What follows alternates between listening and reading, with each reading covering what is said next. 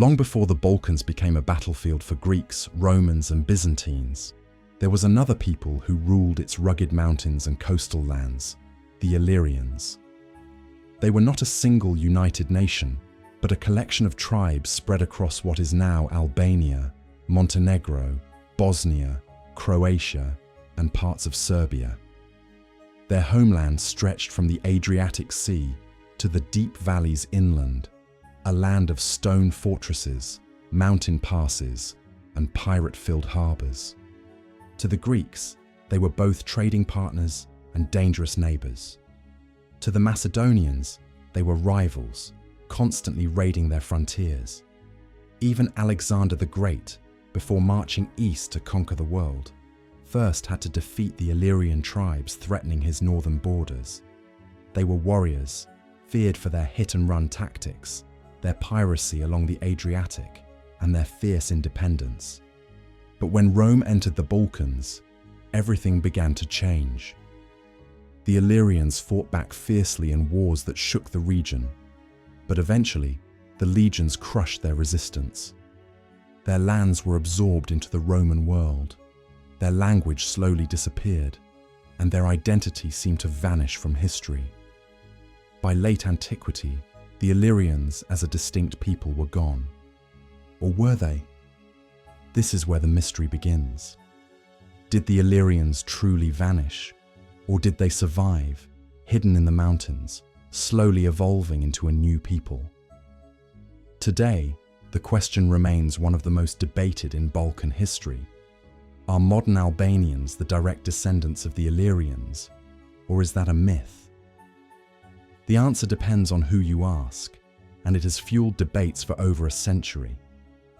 Among modern Balkan nations, Albanians are the ones who most strongly claim direct descent from the Illyrians. The reasoning seems simple. Albanians today live in the very heart of the old Illyrian lands. Their mountain strongholds, villages, and traditions are deeply rooted in regions that were once dominated by Illyrian tribes. To many Albanians, this is not just history, it's identity. It's the foundation of their nationhood, a link stretching back thousands of years. Linguistics plays a key role in the argument. The Albanian language is unique. It doesn't belong neatly to any major language branch, and it has survived despite centuries of Greek, Latin, Slavic, and Turkish influence. Some scholars argue that Albanian is a direct continuation of the ancient Illyrian tongue, preserved in the isolated mountains where outside conquerors could never fully erase it. Place names across Albania and Kosovo, rivers, mountains, and towns, are often cited as evidence, showing continuity with words that may have pre-Roman Illyrian origins. But this is where things get complicated. Other historians argue that the linguistic link is not clear. Since we know so little about the Illyrian language, only fragments, personal names, and inscriptions survive. It's nearly impossible to prove a direct connection. Critics claim that Albanian may instead descend from another ancient language, like Thracian or Dacian, which were spoken further east in the Balkans. The debate doesn't stop at linguistics. Archaeology is also contested. In Albania, artifacts and burial practices are often presented as signs of uninterrupted Illyrian culture. Yet, skeptics argue that continuity cannot be proven so easily. After all, the Balkans were a crossroads where countless peoples passed through: Greeks, Romans, Byzantines, Goths, Slavs, and Turks. Could one people really survive unchanged through all of that? Still, Albanians continue to embrace their Illyrian heritage, proudly claiming to be one of the oldest continuous peoples in Europe. But outside Albania, not everyone agrees. For some, the Illyrian-Albanian link is inspiring. For others, it's nationalistic myth-making. And this is where the controversy begins to heat up. Not everyone is convinced by the Albanian claim of direct Illyrian descent. In fact, many historians and archaeologists have raised serious doubts. One of the biggest problems is the gap in the historical record. After the fall of the Roman Empire and the great migrations of the early Middle Ages, Illyrian tribes seem to vanish from written sources. Then, centuries later, Albanians suddenly appear in medieval records. For critics, this long silence is too suspicious to ignore.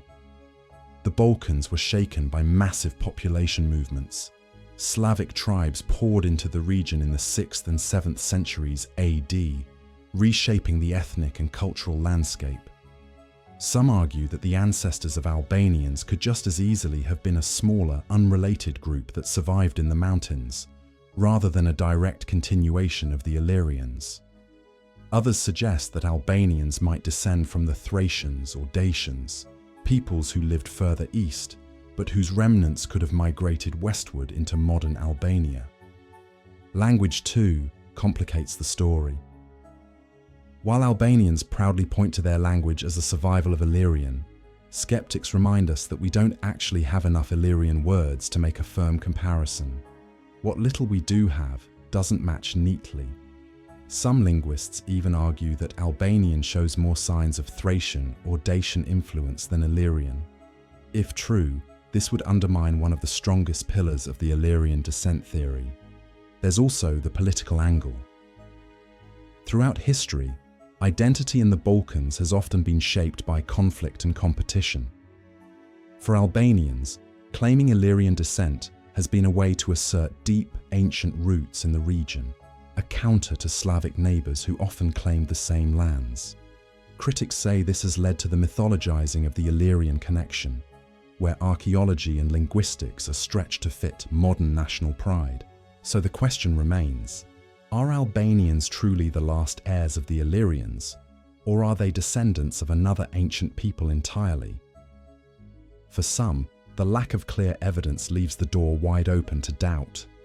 But for others, the very survival of a unique language and culture in the same geographic space is proof enough. Today, the question of Illyrian descent is far more than a scholarly debate. For Albanians, it remains a core part of national identity. Schoolbooks, monuments, and political speeches often celebrate the idea that Albanians are Europe's oldest surviving people, with roots stretching back to the Illyrian tribes. It's a narrative of endurance, survival, and ancient pride. But outside Albania, the picture looks very different. Many historians caution against making bold claims without stronger evidence. They point out that the Balkans have always been a crossroads, shaped by migrations, invasions, and cultural blending. To them, the idea of a single, unbroken line from Illyrians to modern Albanians is too simplistic. Instead, they suggest that Albanians, like most peoples, are the product of many influences: Illyrian, Thracian, Roman, Slavic, Byzantine, and Ottoman. And yet, this debate refuses to die.